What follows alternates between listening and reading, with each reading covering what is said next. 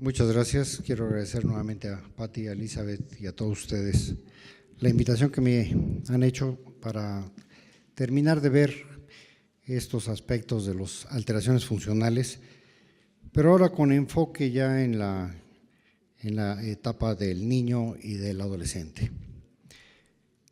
Nuevamente les recuerdo de dónde se analizó y se concluyó este aspecto de los trastornos funcionales y liderado por Samuel Nurco y por Carlos Di Lorenzo, y en donde se establecen ya el análisis desde el punto de vista de los niños fundamentalmente, porque antes de no había la participación de gastroenterólogos pediatras.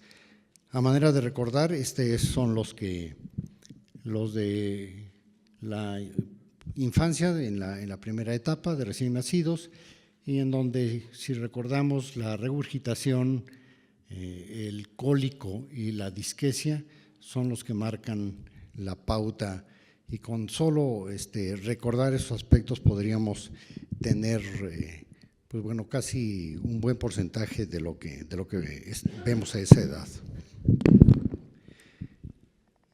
Estos son los trastornos ya del niño y del adolescente, en los cuales, si ven, así está como se publica, y por qué con esta nominación de G, los de neonato, y de H, los del niño, porque empiezan las clasificaciones desde el A, B, C, D, E, F, precisamente con el análisis del adulto, de los problemas que hay en la boca, en el esófago, en el estómago, en el páncreas, en el hígado, en el intestino y en el colon. Y después dan pauta al análisis de los niños.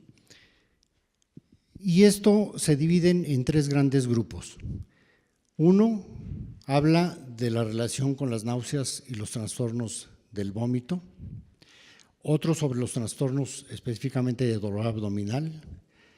Y por último, los trastornos de la defecación.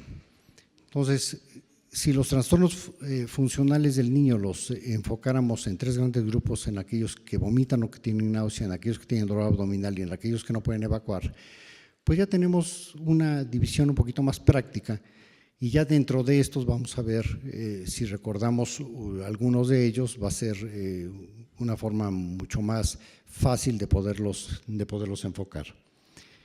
Dentro de los problemas funcionales de náusea y del vómito, además tienen subdivisiones, pero los más frecuentes continúan siendo la náusea y el vómito de tipo funcional. De los trastornos del dolor abdominal funcional, hay 4 grandes grupos: o es dispepsia, o es síndrome de intestino irritable, o migraña abdominal, o bien quedan como dolor abdominal de tipo funcional. 4 grandes grupos. Y por último, los trastornos de la defecación, que se dividen en 2, o es una constipación de tipo funcional, estreñimiento funcional, o bien una incontinencia fecal no retentiva. Y ahorita vamos a analizar cuáles son los criterios de cada uno de estos grupos para que vean que es fácil poderlos enfocar. Ahora, siempre hay que recordar que estos pueden iniciar en etapas tempranas y con el tiempo presentarse o continuar su manifestación hacia etapas del adolescente, como es el síndrome del vómito cíclico, como es algunos aspectos de la diarrea funcional y fundamentalmente en la constipación funcional, que estas empiezan desde los primeros meses y lo podemos observar ya está en la vida adulta. Ahora, fundamentalmente estamos obligados siempre a descartar cualquier patología orgánica. En la última plática que tuvimos hace un mes, tuve la percepción de que en algún momento se confundió las radiografías que puse con problemas de Hirschsprung o algún otro tipo de patología. Evidentemente eso es la prioridad, quitar o tratar de analizar mediante una buena historia clínica muy cuidadosa que no vaya a ser un trastorno orgánico. Esa es nuestra principal obligación.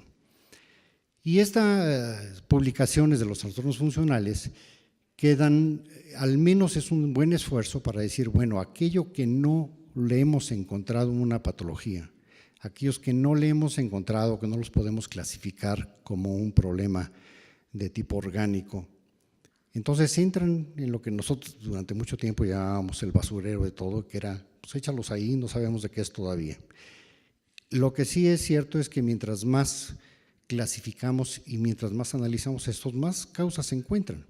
Y si hay alguna causa funcional o alguna causa metabólica o alguna causa de la inervación o de la funcionalidad de las neuronas, ahí ya tienes la causa y entonces sale este problema de los trastornos funcionales. Lo que quiero decir es que los trastornos funcionales continúan siendo un motivo de no encontramos cuál es el origen del problema. Tan es así que estamos obligados en neonatos y en lactantes descartar cuando haya falla de crecimiento, cuando haya hematemesis o sangrado, sangre oculta en heces, anemia, rechazo en la alimentación, dificultades, por supuesto, para la deglución, cuando el niño tiene llanto excesivo e inexplicable, cuando presenta periodos de apneas, cuando hay aspiraciones o broncoaspiraciones, cuando hay posturas anormales, ya sea para dormir o para conciliar el sueño o bien para evacuar, cuando haya evacuaciones de meconio que se presente por allá del segundo día, cuando inicia el estreñimiento en las primeras 4 semanas de vida, cuando hay antecedentes familiares de trastornos gastrointestinales, cuando hay una distensión abdominal severa o alteraciones anatómicas perianales después de una buena exploración, entonces esto toma otro camino y no hay que clasificarlos ni catalogarlos como un trastorno de tipo funcional. En los adolescentes y en los escolares es lo mismo. Primero tenemos que hacer una buena historia clínica.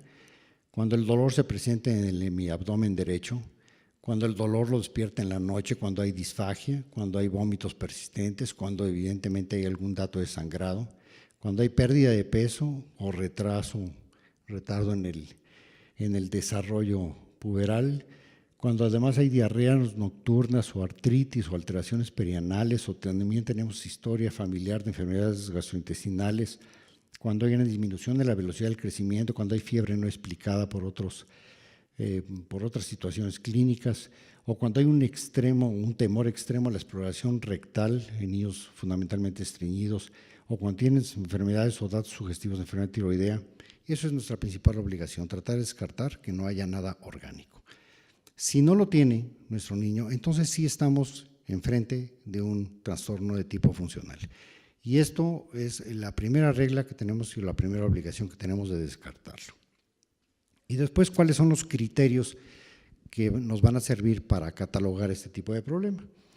Bueno, con el vómito cíclico, que es el primer elemento de análisis en este tipo de problemas, entonces debe de reunir alguna de las características siguientes, o bien todas fundamentalmente. 2 o más periodos de tregua paroxística con vómitos, con o sin náusea, con duración de días, y todo esto dentro de un periodo de 6 meses. Los episodios son estereotipados, o sea que siempre lo presentan habitualmente de una forma para poderlo hacer. Son niños que o tienen un evento que les desencadena este periodo, o ellos buscan evidentemente tener a la mano o cerca algún tipo de argumento para desarrollar ese tipo de función. Estos periodos estereotipados en cada paciente son diferentes y son autolimitados ellos solos. Los episodios están separados por semanas o meses, asintomáticos, para volverse a repetir el cuadro nuevamente. Si tenemos este niño que presenta el problema, lo buscamos, lo analizamos, no encontramos que cede y después nuevamente se vuelve a presentar y así repetidamente lo están presentando, entonces posiblemente estemos ante un síndrome de vómito cíclico. Las náuseas y el vómito de tipo funcional también se incluyen de este mismo cuadro o proceso. Y las características que deben de incluir estos niños son 2 o más periodos de treguas paroxísticas de náusea con horas de duración o bien de días dentro de un periodo de análisis de 6 meses. Los episodios también son estereotipados en cada uno de los pacientes y no los pueden presentar de manera uniforme. pero aquel que lo presenta siempre repite con ese periodo cuando lo presenta. Es la náusea. Generalmente yo me imagino que han tenido o alguna vez se han enfrentado a este tipo de niños en los cuales a lo mejor un olor o un alimento o una determinada condición hace que tengan náuseas constantemente y que no quieran comer o que rechacen cualquier tipo de ayuda porque presentan este periodo de náuseas repetitivas. Esto, para que entre dentro del vómito funcional, bueno, es exactamente lo mismo, pero con la presencia de vómitos. ¿Sí? Uno es con la náusea y el otro es con el vómito, exclusivamente. Son niños que vomitan o que están comiendo, vomitan, o que ya pasó un rato y vomitan y después tienen más apetito y pueden seguir comiendo. Antiguamente los catalogábamos con un problema con reflujo, pero ahora no, ahora se sabe que son vómitos exclusivamente de índole funcional. El síndrome de rumiación, también tiene ciertas características que debe de reunir. Son niños generalmente un poco más grandes, ya en la etapa escolar o bien el adolescente, que son periodos de masticación y de deglución frecuentes. Pueden presentarse sin vómito ni náuseas, con horas o días de presentación, también con un periodo mínimo de 6 meses. Los episodios nuevamente vuelven a ser estereotipados, o sea, cada quien lo presenta de una forma distinta, pero repetida en ese mismo niño. Y los episodios pueden estar separados por semanas o por meses, asintomáticos, repitiendo el cuadro nuevamente.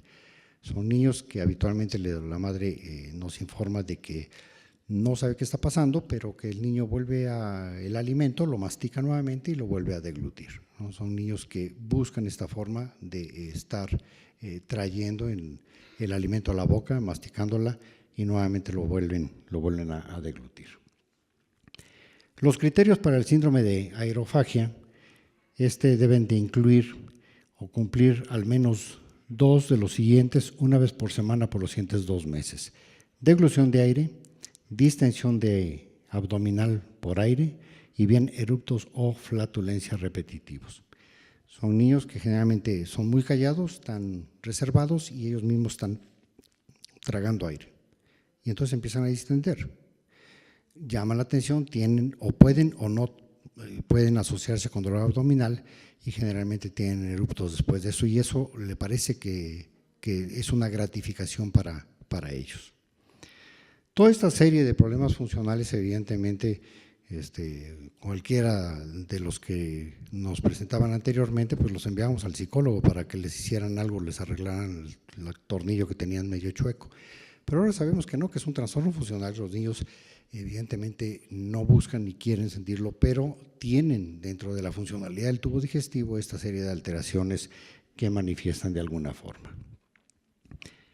Ahora, pasando al otro grupo, este es el grupo mucho menos frecuente de náuseas y de vómito, de aerofagia y de problemas funcionales de tipo alto, digamos. Ahora, con los criterios de diagnósticos para ahora catalogarlos como dispepsia funcional, es el segundo grande grupo, que entran como el del dolor abdominal o dispepsia funcional. De manera general, cuando un niño le duele o un adolescente le duele la parte superior del abdomen, todas las familias pensaban y las madres ya los empezaban a catalogar como un niño con gastritis. Ya le ponían apellido desde el inicio. No sabemos si sea gastritis o no, no sabemos si tenga úlcera o no. Lo que sí sabemos es que esas molestias es una dispepsia, que estas también se autodividen en dos, o son de tipo ulceroso o no lo son. Por lo tanto, para analizar cuáles son los criterios de la dispepsia funcional, también tenemos 2 grandes grupos. Uno es el del malestar postprandial y otro es el del dolor postprandial. El malestar no llega a ser un dolor, pero resulta un poco interesante el poderlo diferenciar en los niños o en los adolescentes. Es como cuando les palpo generalmente el abdomen y les digo, dime en dónde te duele, y si no te duele, al menos te debe de molestar mi apretón. Entonces, con eso los enseño a diferenciarlo en si es una molestia o bien es un dolor. Porque en esta clasificación la encontramos de esta forma, entonces hay que orientar para ver cuál es el tipo de manifestación clínica que predomina. Entonces, cuando el criterio diagnóstico para el síndrome de malestar postprandial deben de incluir todos los siguientes una vez por semana, por lo menos durante una observación de 2 meses antes de hacer el diagnóstico. Molestia epigástrica persistente o recurrente, con o sin alimentos. No alivia con las deposiciones ni se asocia a cambio de frecuencia o al aspecto de las mismas. Y ya se investigó y se analizó y se descartó totalmente algún problema metabólico, inflamatorio, neoplásico, etcétera, que puedan explicar estos síntomas. O sea, si es simplemente la molestia de los niños cuando comen. Muchos de nosotros tenemos este tipo de molestia, y más cuando visitamos a lo mejor la Oriental o alguna de esas taquerías muy buenas, en donde comemos y nos sentimos mal. Bueno, no nos duele, ni nos da diarrea, ni nada, ni vomitamos, ni nada, pero nos sentimos mal. Bueno, ese es un trastorno funcional del tubo digestivo tipo dispepsia en su variedad de malestar. Así es de fácil. Ahora, con el dolor es exactamente lo mismo, ¿sí? Al principio estaban incluidos estos dos, el de malestar o el del dolor abdominal, pero parece que el dolor abdominal tiene, de acuerdo con la primera gráfica que les mostré hace un mes, un patrón susceptivo de alteraciones que podrían ser funcionales o bioquímicas, que eso no lo hemos encontrado. Entonces, por eso es que se trató, en este caso, de dividir estos dos grandes grupos, o son con dolor o bien son solamente con molestia.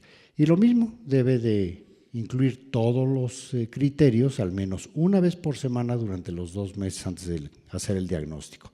Dolor epigástrico persistente o recurrente, no tiene ninguna asociación con las evacuaciones y ya se descartó razonablemente cualquier otro tipo de proceso que pudiera explicar este tipo de patología.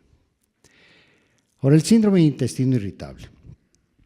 Este es tal vez uno de los cuadros que cataloga más claramente lo que es un síndrome de dolor abdominal secundario a un síndrome de intestino irritable. Lo que antes llamaban un síndrome, un colon nervioso, ¿sí? Ahora el de nervioso se le ha quitado de la denominación y se considera que es un síndrome de intestino irritable. Y debe de incluir todos los siguientes también una vez por semana durante 2 meses de observación clínica.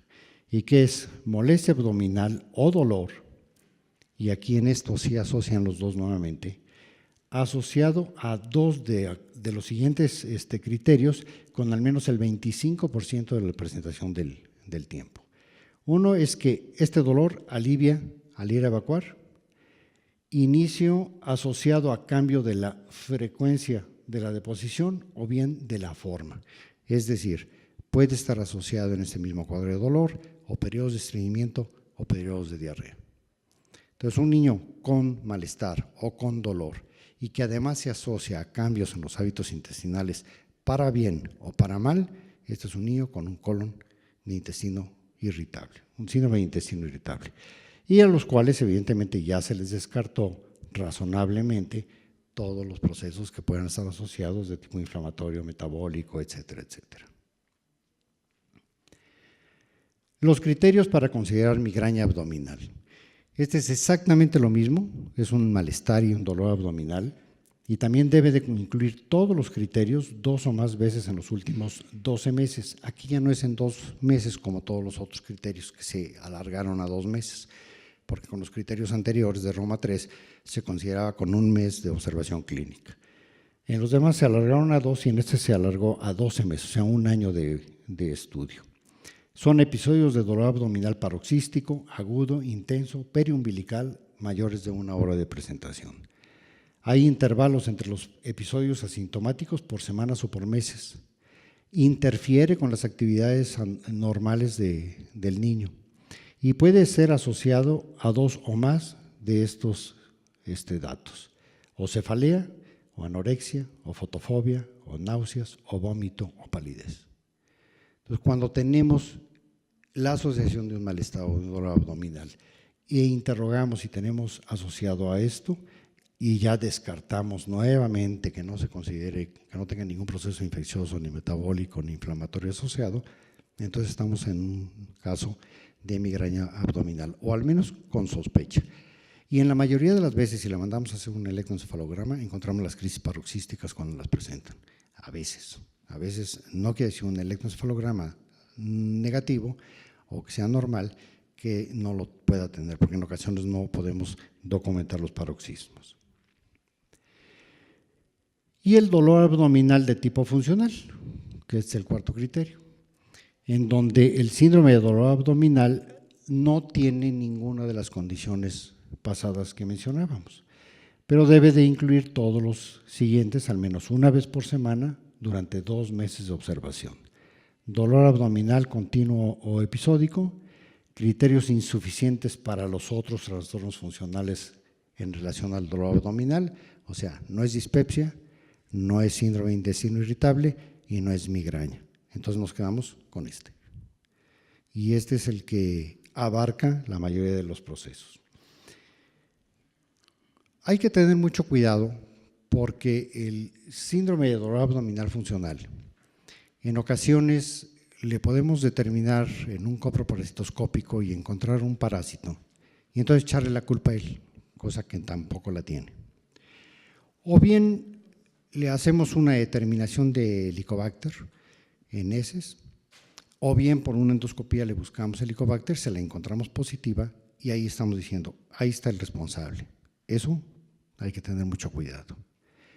En un estudio que tuve la oportunidad de hacer hace ya algunos años aquí en Puebla, investigué la presencia de Helicobacter pylori activo en las heces en niños asintomáticos totalmente. Y encontré del 3 al 25% de positividad de Helicobacter sin ninguna manifestación clínica. Entonces, 1 de cada 4 niños puede estar infectado sin tener ninguna molestia. Entonces, ¿por qué considerar a estos que están con un dolor frecuente durante 2 meses, que no logramos explicarlo, la presencia de Helicobacter como el posible causante? Eso podría y no podría ser, entonces hay que tener mucho cuidado con eso. Y ahora el último grupo, que es el de estreñimiento funcional. Para considerarlo estreñimiento funcional a esta edad, debe de incluir al menos un mes 2 de los siguientes criterios en niños de más de 4 años de edad. 2 o menos defecaciones por semana. Historia de retención excesiva de heces y posturas poco comunes para no evacuar. Son niños que se van a esconder atrás del sillón y se ponen derechitos y tiemblan y tiemblan y tiemblan y ya que se les pasa el cólico ya salen. Y uno los quiere llamar o los quiere llevar al baño y no quieren. O se meten al baño solitos, sacan al papá, sacan a todo el mundo y se ponen junto a la taza y se ponen a temblar. Y ya que se les pasa el cólico ya salen. O sea, esas son posturas un poco anormales para poder llevar a cabo la evacuación. O son niños que buscan el pañal y solamente con el pañal ya a los 4 años pueden hacer y que no quieren utilizar el inodoro para poder hacer. Historia de movimientos intestinales dolorosos y difíciles, historia de heces de gran diámetro, la presencia de una gran masa fecal en el recto a la exploración rectal. Por eso, cuando tenemos un niño con estreñimiento y no tiene una masa rectal o no tiene materia fecal, eso puede ser índole de otro tipo de estudios para descartarle patología orgánica. Y una historia de heces de gran diámetro que puede obstruir el inodoro en ocasiones y que los padres así no lo refieren. Esos son estreñimiento de tipo funcional. Y la incontinencia fecal no retentiva, los criterios para el diagnóstico, es precisamente deben de incluir todos los siguientes también en niños mayores de 4 años en los últimos 2 meses. Deposición en lugares socialmente no apropiados, al menos una vez por mes. Antes la condición era que fuera más frecuente, ahora con una vez al mes que el niño se evacúe en ámbitos que no son los normales. Por ejemplo, son los niños que generalmente manchan el calzón y que constantemente huelen mal, y son niños que se les sale la evacuación o que se evacúan sin sentir en la escuela o en alguna fiesta. Son estos tipos de niños que son incontinentes fecales no retentivos. Ausencia de retención fecal, o sea, no hay una masa fecal palpable, al menos en el abdomen, y también razonablemente ya hemos descartado todo lo que hemos encontrado. Este es el niño que antiguamente se le mencionaba como encopresis. Ese término ya desapareció dentro del léxico del área de gastroenterología y ahora se prefiere utilizar el término de incontinencia fecal no retentiva, o bien retentiva, que eso obedece a otros problemas también orgánicos, pero esta es la incontinencia fecal no retentiva. Entonces, concluyendo, empecé con este cuadro y voy a terminar precisamente analizando este cuadro. Los vómitos ya analizamos y nos podríamos quedar con estos dos como frecuentes, náusea y vómito funcional. Dentro de los trastornos abdominales funcionales son 4 grandes grupos: aquellos que tienen malestar o dolor en la parte del epigastrio, aquellos que se asocian con dolor pero hay además alteraciones en la evacuación tipo estreñimiento, diarrea, aquellos que tienen asociación de cefalea o de palidez o de crisis y que después del dolor prefieren irse a dormir un rato como si fuera una crisis de migraña clásica, o aquellos que no les encontramos esto y que son precisamente catalogados como un dolor abdominal de tipo funcional. Y los últimos 2 trastornos de la defecación, que es la constipación o estreñimiento funcional, y aquellos que manchan el calzón, que son incontinentes fecales no retentivos. Entonces, para todo esto tiene una ruta crítica también de manejo, pero al menos ya los podemos catalogar para poder hacer frente. Y entonces ven cómo de manera práctica ya podemos catalogar este tipo de problemas funcionales y ya darles un apellido, o sea, ni es colitis, ni es gastritis, ni es colon nervioso, sino que tienen ya nombre y apellido al menos para iniciar su búsqueda diagnóstica. Y entonces de manera práctica también se concluye dentro de las guías que hay que tener un decálogo para poder enfrentar este tipo de problemas. El primero de ellos habla sobre la satisfacción y compromiso del médico, ¿sí?, que debe tener una percepción humana de la relación. Es decir, si la familia y el niño siente que nos estamos preocupando por su problema y que le vamos a dar el debido enfoque y el debido análisis para poderle dar una atención, una solución, al menos para quitar sus molestias, aunque no se cure esto, se puede controlar muy bien el resto de su vida, la familia va a estar más perceptiva para recibir ese tipo de ayuda. Hay que hacer una historia clínica basada en los sentimientos y en los pensamientos y en las experiencias que ha tenido el mismo paciente o su familia. No hay que preguntarle qué le duele, sino por qué cree que le duele y qué siente al tener esa molestia y por qué lo percibe así y cuándo lo percibe así y cuándo trata de encontrar una respuesta, porque entonces la solución va a ser más fácil y más práctica si el paciente lo orientamos a los sentimientos, a los pensamientos que tiene de su problema. Hay muchas mamás que me dicen que a lo mejor tiene mal de ojo o que ya lo empacharon y les digo, claro, evidentemente a lo mejor es eso, pero mire, esto tiene un nombre y es esto y los llevo, pero no los enfrento a decirles, no, esto no es cierto, esto no existe, no, sino los llevo de la mano a ayudarlos a encontrar su problema. Y los ayudo a determinar la razón de la visita, que esto es importante, o sea, ¿por qué me vienen a ver? ¿Qué es lo que quieren o qué es lo que buscan? Y así enfocar el tipo de ayuda que le voy a dar. Porque muchas veces vienen con el afán de que le cure el estreñimiento. Y eso es lo que nunca voy a hacer. Pero sí les voy a dar todo el refuerzo para decirles, bueno, le va a doler la panza y le va a doler menos. O va a poder evacuar siempre y cuando siga los lineamientos del tratamiento y a lo mejor no es muy crónico, pero al menos va a saber cuál es el verdadero aspecto del tratamiento. Hay que realizar un examen físico cuidadoso y completo, fundamentalmente lo que es toda el área del abdomen y toda el área perianal, porque cualquier tipo de alteración es importante para documentar si es que se encuentra con un problema de tipo anatómico o bien de tipo funcional. Quinto, determinar qué entiende el paciente y sus familiares de su enfermedad o sus preocupaciones. Como les mencioné anteriormente, esto podría ser una clave de ayuda para poder iniciar el tipo de tratamiento que podemos hacer con los familiares. Responder en forma realista a las expectativas del paciente. Como les digo, no engañarlo, decirle, bueno, si se va a tomar esto, le vamos a hacer esto. Y mucho peor, diseñarle estudios que no tienen ninguna función ni apegado a la realidad para poder decidir conductas terapéuticas cuando ya sabemos la orientación del tipo de problema que tenemos enfrente. Proporcionar vínculos entre las creencias del paciente y la enfermedad. Y nuevamente, no rechazar cualquier cosa de que el paciente piense de su enfermedad, sino realmente hacer un tipo de relación acorde y congruente con lo que vaya, con su padecimiento y con lo que piensa de su padecimiento el paciente o sus familiares. También establecer límites coherentes. Tampoco es de que, bueno, vamos a darle por su lado al paciente siempre, no, hay que ubicarlo y hay que explicarle cuál es la razón y a dónde ya se ha concluido después de tantos años de estudio que la mayoría de las veces no sabemos y no encontramos una causa lógica. Y que si lo encontráramos, eso sale de los problemas funcionales y ya le podríamos dar un tipo de tratamiento orgánico.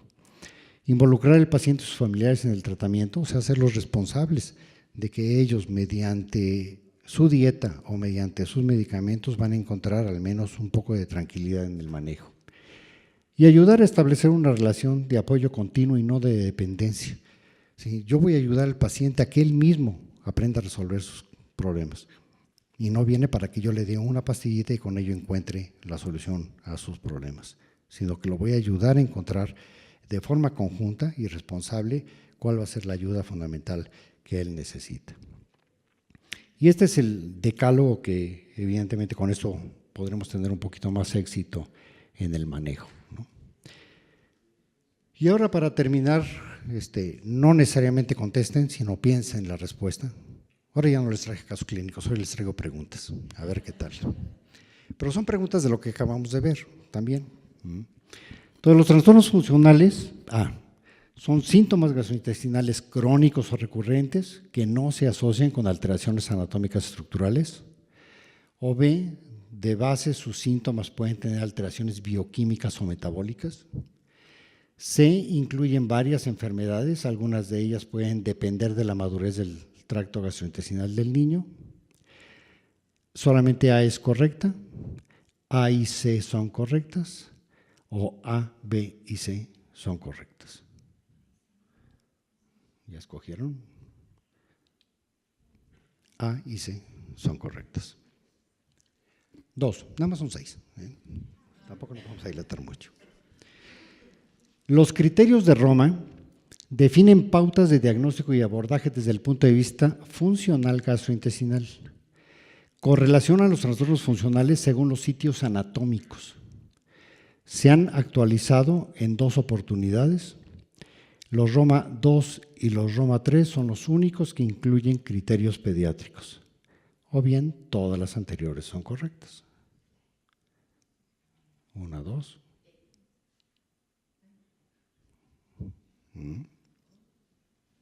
Lo acabamos de ver, que conste.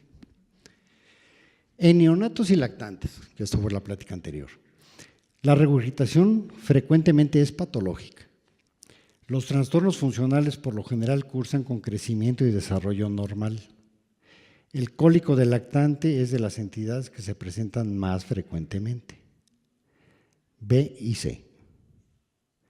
La diarrea funcional y el vómito cíclico son 2 condiciones que difícilmente suelen afectar a niños a esta edad. A, C y E.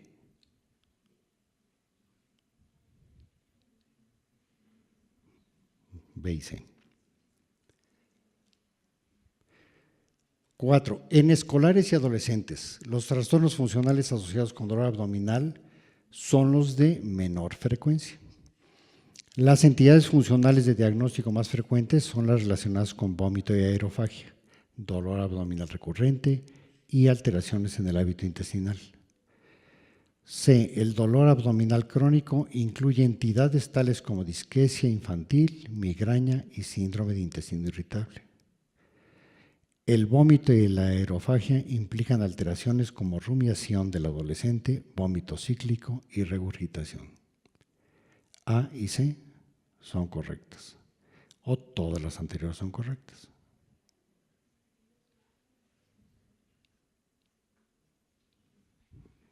Todas.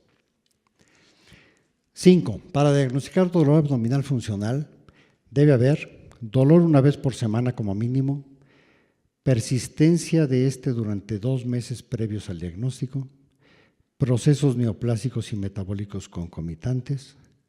A y B son correctas, A, B y C son correctas, ninguno es correcto.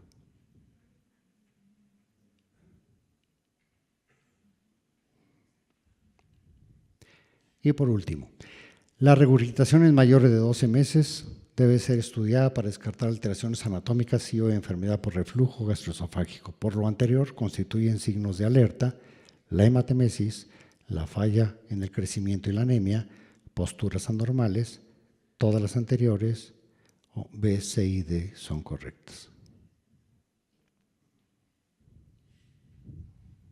Todas.